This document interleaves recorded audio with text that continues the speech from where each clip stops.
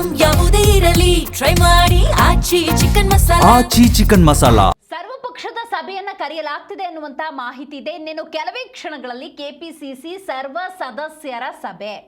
BK Hariprasad, Surjewala, Siddaramaiah ಭಾಗಿಯಾಗ್ತಾರೆ. SIR ಇರ್ಬೋದು, ಪಕ್ಷ ಸಂಘಟನೆ ಇರ್ಬೋದು, ಇದರ ಬಗ್ಗೆ ಸಮಾಲೋಚನೆಯನ್ನ ಮಾಡ್ತಾರೆ. ಇನ್ನೇನು ಕೆಲವೇ ಕ್ಷಣಗಳಲ್ಲಿ ಸರ್ವ ಸದಸ್ಯರ ಸಭೆಯನ್ನ ಕೆಪಿಸಿಸಿಯಲ್ಲಿ ಮಾಡಲಾಗುತ್ತೆ. ಇದರಲ್ಲಿ ಬಹಳ ಪ್ರಮುಖವಾಗಿ ಎಸ್ಐಆರ್, ಪಕ್ಷ ಸಂಘಟನೆಯ ಕುರಿತಂತೆ ಚರ್ಚೆಯನ್ನು ಮಾಡಲಾಗುತ್ತೆ. ಬೆಂಗಳೂರಿನ ಅರಮನೆ ಮೈದಾನದಲ್ಲಿ ನಡೆಯುವಂತಹ ಮೀಟಿಂಗ್ ಇದು.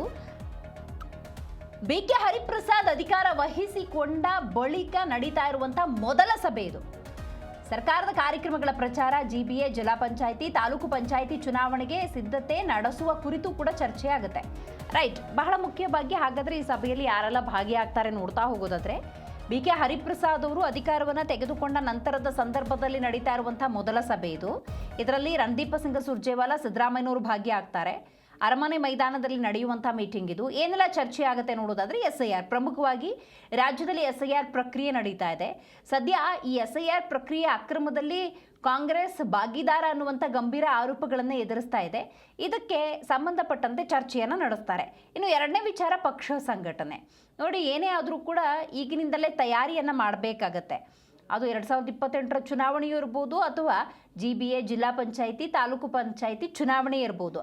ಆ ಎಲ್ಲ ಆಧಾರದಲ್ಲಿ ಇವತ್ತು ದೊಡ್ಡ ದೊಡ್ಡ ನಾಯಕರು ಸಮಾಲೋಚನೆಯನ್ನು ಈ ಸಭೆಯ ಮೂಲಕ ನಡೆಸಲಿದ್ದಾರೆ.